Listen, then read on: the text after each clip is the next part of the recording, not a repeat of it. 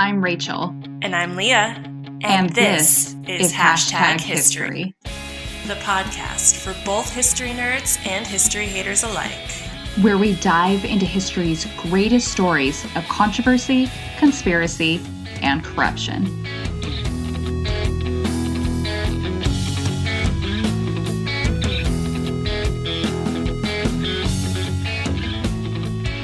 Hey guys, this is episode 13 of Hashtag History. I'm Rachel. And I'm Leah.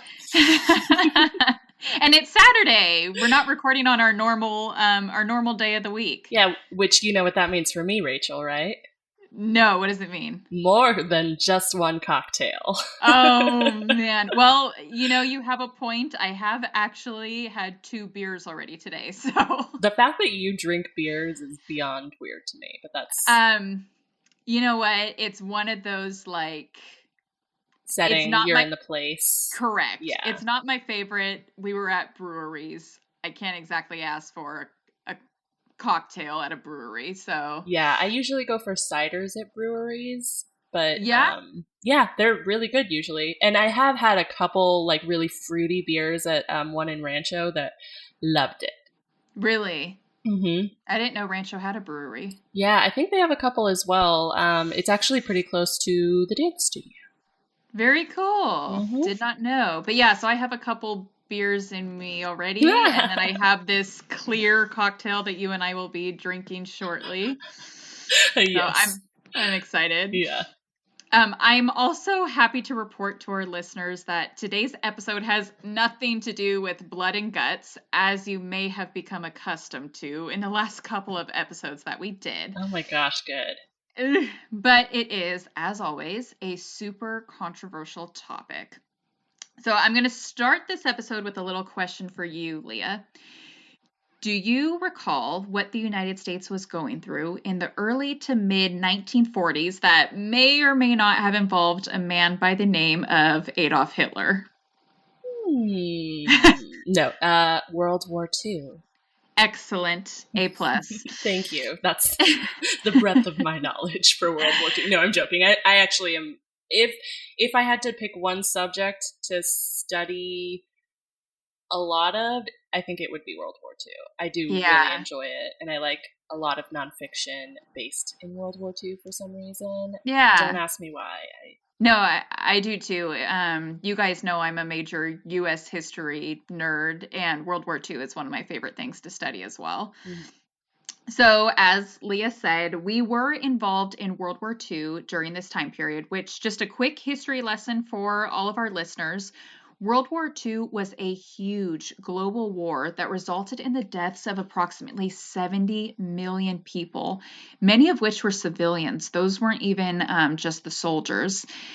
This is the war that began when Hitler invaded Poland in his first attempt to conquer the world, resulting eventually in Great Britain, the Soviet Union, and later the United States joining forces against Hitler's German army, Japan, and Italy for a time there.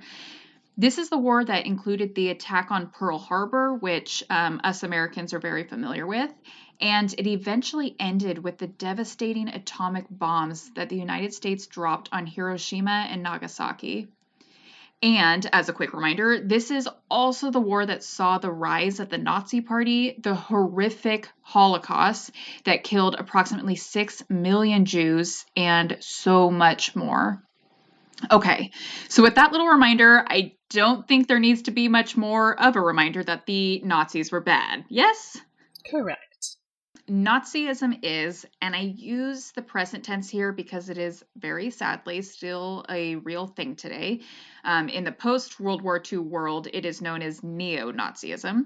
Anyway, it's the belief that there is one dominant race, the Aryan race, and it is set on ridding the world of any and every other kind of race that is not considered pure Aryan blood. We saw in World War II that this mission was carried through totalitarian military movements, genocide, encampments, and more. But okay, I have driven home the point that Nazis are bad. And of anyone and everyone that should know this, it would be Americans, especially in the mid-1900s. So why, between the years of 1945 and 1959, would the U.S. government pay for nearly 2,000 Germans, some of which had been leaders in the Nazi Party, to come to the United States to work on some of our most top secret projects? This is the story we're diving into today, but first, Leah, we are ready for this week's cocktail segment.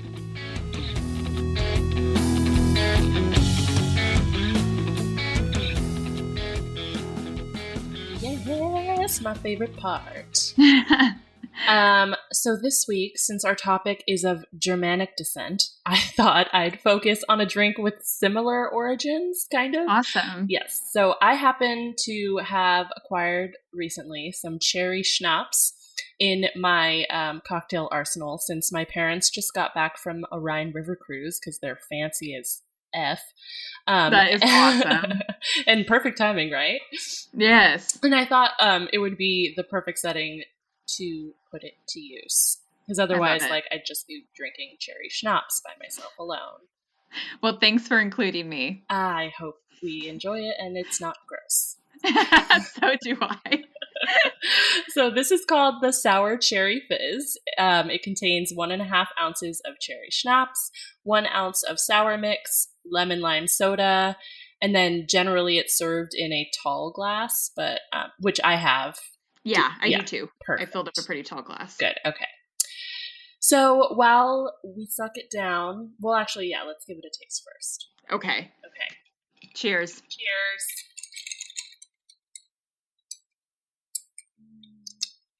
Delicious. Mm-hmm. Delicious. Doesn't taste like alcohol at all. That could knock you out. It doesn't taste like it at all. It smells like it. I got nervous when it came to my nose. Like, as I was lifting it up, I was like, ooh, this smells strong. Yeah, but it is delightful. Also, quick little side story. So Leah is amazing. She put together like all the ingredients for this cocktail. Literally, the only thing I was responsible for was getting some kind of lemon lime soda. Up until about 15 minutes ago, I still didn't have lemon lime soda. Oh my god! And so Alex and I, we were doing a late lunch today after some stuff that we were doing this morning. And there was a round table right next door to the place we were getting lunch. So I literally went into round table and just filled up a whole take-home cup of Sprite. Love it. Yeah. That's one way to do it, for sure. Yeah. Anyway, go ahead and tell us about this because I'm going to just sip away. Yeah, definitely. So schnapps with 1 P is used to describe any strong distilled spirit, particularly those of at least 32% alcohol or 64 proof. The word also comes with a loose translation of, quote, snap, referring to the strength of the spirits, because 64 proof, I don't know, I don't even think it's legal to buy that high of alcohol, at least not here in California. I think you can in Nevada. But yeah, it is very, very high alcohol content in this. So also American schnapps with 2 Ps is very different. There, I'm not going to go into details of it, but there is a difference between like Germanic schnapps with 1 P as opposed to what most Americans call schnapps with 2 Got Ps. it. Did not know that. Yes.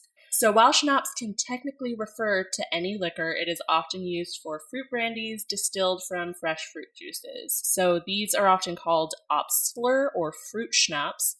Apple, apricot, cherry, which we're drinking, pear, and plum are the most popular flavors, and many distillers grow their own fruit for their schnapps. Schnapps is most popular, as I said, in Germany, where it originated for medical uses. Austria, Denmark, and Switzerland are also big on the schnapps. European drinkers rarely mix their schnapps into cocktails, so we're breaking the rule.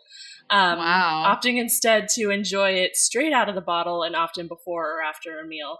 And just speaking of it, Nico and I, when we were on our honeymoon, we went to it wasn't a monastery. What's the male version of a monastery? Oh, shoot.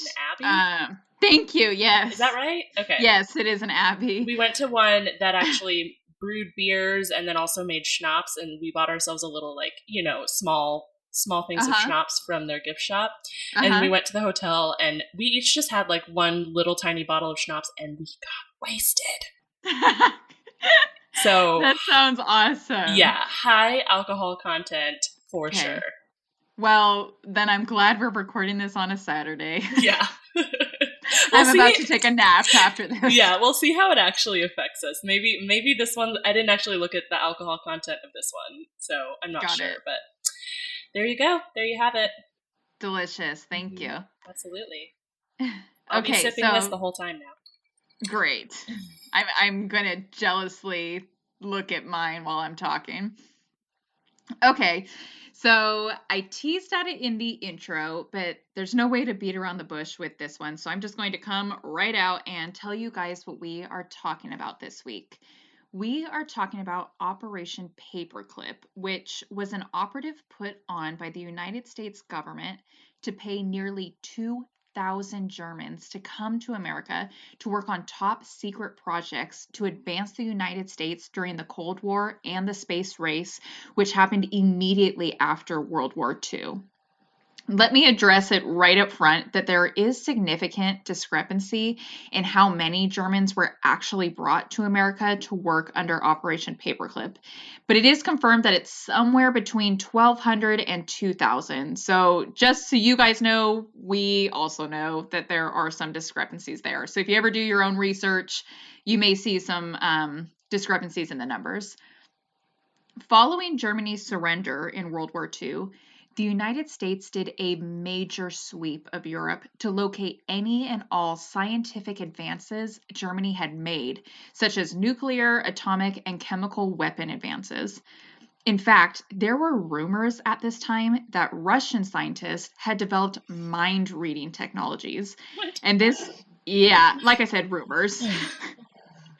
But this obviously terrified Americans, so they were determined to find out what other kinds of scientific advances there had been throughout Europe. In her book about Operation Paperclip, author Annie Jacobson, which, by the way, Annie is the expert in all things Operation Paperclip and the reason why we know so much about it today. But anyway, she wrote in her book that it was only upon doing this sweep of Europe that Americans learned that Hitler had led a major campaign amongst German scientists that led to huge advances, such as the development of nerve agents, and they were even working on a mass plague weapon, similar to like the bubonic plague that we discussed in season 1, episode 9. It was then that the U.S. decided that they needed these weapons for themselves. And sorry to interrupt, but yes, it's like I feel like just on my periphery of what I know, I remember hearing that it's not just like chemical advances either. It's like the reason the German train system is so well known for being so on time and advanced or whatever is because they developed all these fast trains and all this stuff. So that is... Not that I'm saying there's any positives that came out of World War II, but I would say that there were some technological advances that we definitely benefit from today. Yes, that's true. And that leads exactly into where we're going with this episode. It was the other thing, too, it just was a time where Americans were very paranoid. They had seen the dangers that existed because of World War II. They could see the advances that other countries had made, and it put them in this state of paranoia where they had to figure out, okay, what does everyone know and how can we acquire this? We're told that Operation Paperclip did not begin as an operation to bring Nazi scientists to the United States to work for us, but rather history tells us that this all began with the Augsburg List.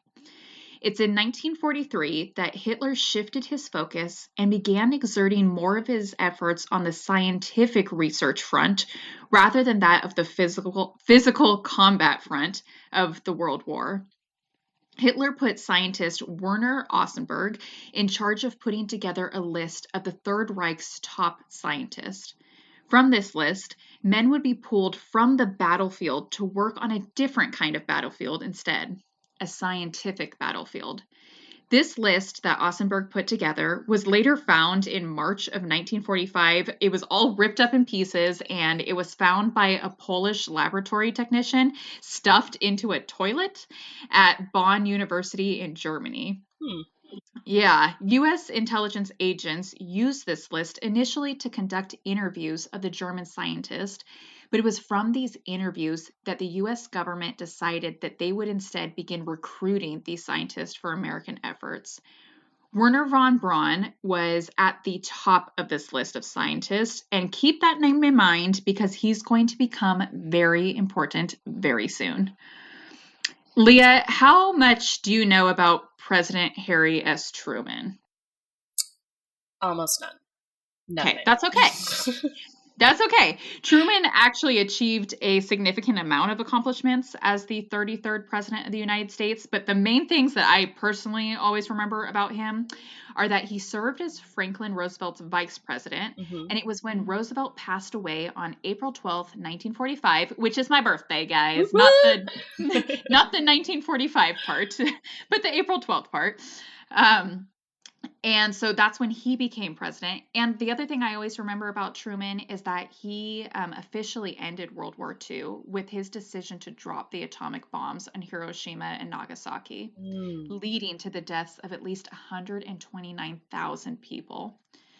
Something else now, after listening to this episode, to remember about Truman was his involvement with Operation Paperclip.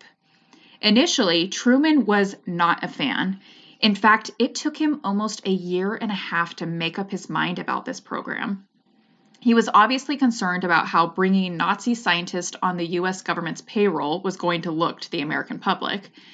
But he ended up determining that this program was a must. If the Americans did not recruit German experts, the Russians would. It is noted, though, that Truman demanded that the Joint Intelligence Objectives Agency, which was created at this time to manage the operation, not recruit any Germans that had once been Nazi members nor were Nazi sympathizers. The Joint Intelligence Objectives Agency, nor the CIA, would abide by these directives, though. In fact, there were instances in which these agencies erased the war crime records of many of the German scientists as a means of ensuring their recruitment and taking advantage of their scientific knowledge. Yikes. Yeah. Now, in order to keep Operation Paperclip a secret, the Combined Intelligence Objectives Subcommittee was also created. This committee was so intent upon maintaining the secrecy of the program, obviously not only because the scientists were working on top secret projects, but also because, of course, many of the scientists themselves had been former Nazis. Anyway, the Combined Intelligence Objectives Subcommittee, holy cow, guys. Long sentences here. This subcommittee was so good at keeping Operation Paperclip a secret that there were even agents of the Justice Department's Office of Special Investigations, the people that were quite literally in charge of tracking down Nazis to punish them for their war crimes, that they didn't even know that they had Nazis here in the United States working for their government. Ooh, all this just makes me like, ugh. Yep. Squeamish. Yes. So while there were so many scientists that have fascinating stories, there's just one that I really want to dive into. I mentioned him earlier. His name was Werner von Braun, and there is a lot to say about him. Leah, I've uploaded a picture for you to look at. It's a picture of Mr. von Braun himself for you to view. Now, keep in mind, this picture, it was taken in 1960. So this was about, I don't know, he'd been in the United States for about 15 years at this point. Yeah. So he is a pretty handsome man. I know this sounds super, I don't know, wrong to say, but he doesn't look German. Really? No. Do you think he does? He looks very American, like 1960s American. Give me a shot of whiskey. I don't know. I think because I know what his name is and I know his story and stuff, I think he looks German, but I also agree. I think he's very handsome. Yeah, totally handsome. Yeah. So let's talk about von Braun's German career first. He was issued membership into the Nazi Party in 1937 and later ended up becoming a colonel in the SS. It was von Braun's team that ended up developing the V-2 rocket, which in 1944 first flew over London, dropping explosives that ended up killing 3 people and injuring another 22. For another 6 months, these rockets that von Braun developed, they flew over various parts of Europe, killing thousands in the process. Something that is very little known about the V-2 rockets is that some prisoners kept at concentration camps during the World War were actually forced to work as slave laborers on the V-2 rocket project when they ran out of other laborers. This was a super dangerous job, as I'm sure you can imagine, leading to the deaths of approximately 60,000 slave laborers, whether that be as a result of the job itself or even from the abuse and public hangings. Ugh. Yes, they were also treated horribly, with many people stating that they actually witnessed von Braun being one of those people that horribly mistreated the slave laborers. As the war came closer to an end, von Braun surrendered to the Americans and was shortly thereafter actually transferred to the United States along with a team of scientists and their families to begin working for the American cause under Operation Paperclip. His American career and the advances he made for the United States space race campaign cannot be ignored. To sum it up, he ended up becoming the director of the NASA Marshall Space Flight Center and was directly responsible for the development of the Saturn V launch vehicle, along with 120 other German scientists, which was the project that eventually led to the Apollo missions in which Americans landed on the moon for the very first time. To show you just how important von Braun became in the United States, what I want to do, Leah, I've uploaded a couple more pictures of von Braun, and I want to see if you can identify who else is in the pictures with him. Oh gosh. If you don't know that's all of them, that's perfectly okay, but I feel fairly confident you're going to be able to get probably 2 out of the 3. All right, first one, Walt Disney. You got it. Yes. Von Braun and Walt Disney actually worked on a couple of different projects together because von Braun also was responsible for creating space camps for kids. And so Walt Disney was really involved in those educational efforts for children to learn more about space. That doesn't make me happy. I mean, space camp's awesome, but... I know. Okay. I know. Number 2, no clue. I'm guessing, I think the guy in the middle might be a president or something. You got it. You got this. Yeah, yes. That's Eisenhower, President Eisenhower. Okay. And number 3, Kennedy. See, you got 2 out of 3. I mean, 2.5 out of 3, really. Yeah, no, you're right. That was 2.5 out of 3. That was great. Awesome. Yeah, so obviously you can tell von Braun, super important in American history, as was he important for German history and unfortunately for the Nazi cause.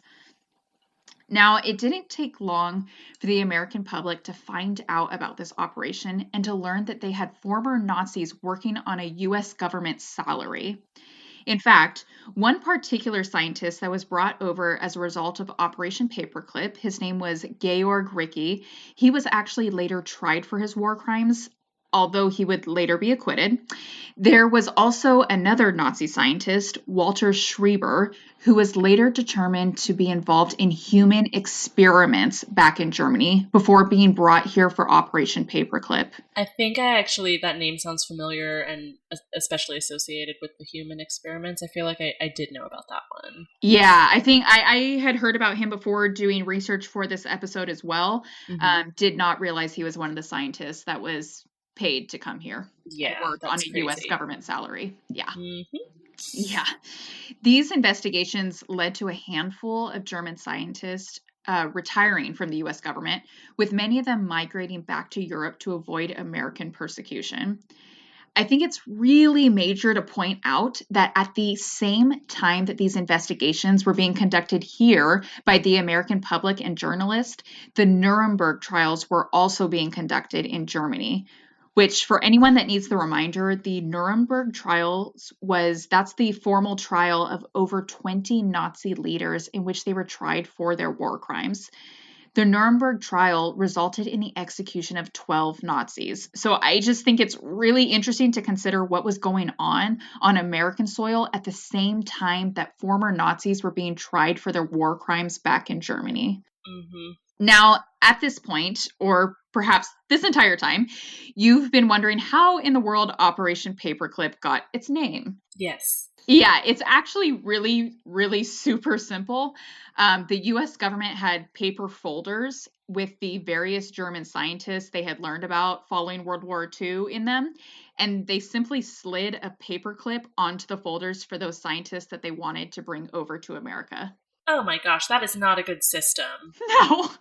Well, no, because have you ever, like, you stack files with paper clips on them and all the paper clips get, like, connected to each other all or the connected time to the wrong document? So they may have even accidentally put a paper clip on the wrong document. That was dumb.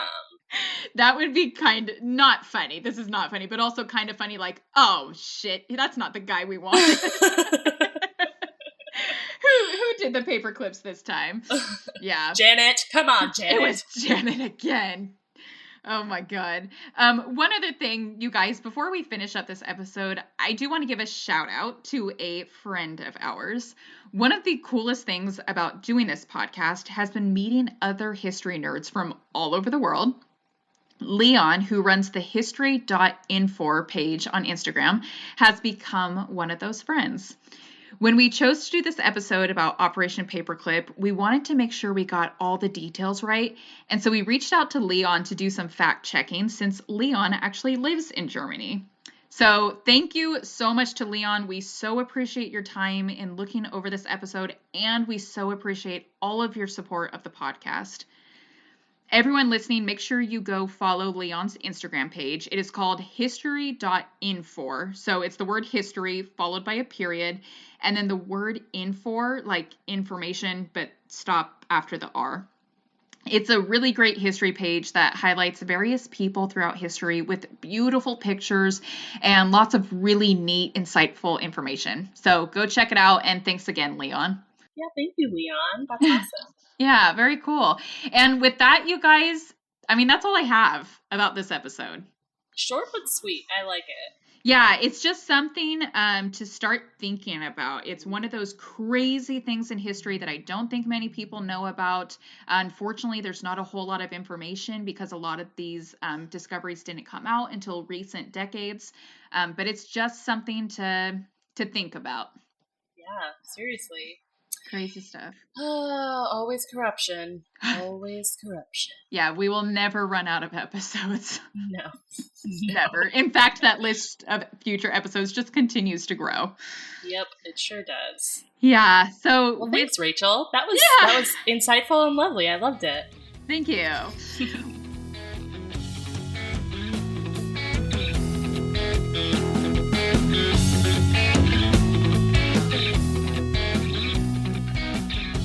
So thank you guys so much for tuning into this episode of Hashtag History. Due to popular demand, we are actually headed to ancient Rome for next week's episode. So get ready for that. Yeah. I love Roman history, or Grecian history as well. Love it. And you're going to super love next week's episode. It's bonkers. Yeah.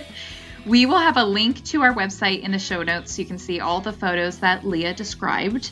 We will also be posting the pictures to our Instagram. The link to our website is also where you can see all of the sources we use to put together our episodes.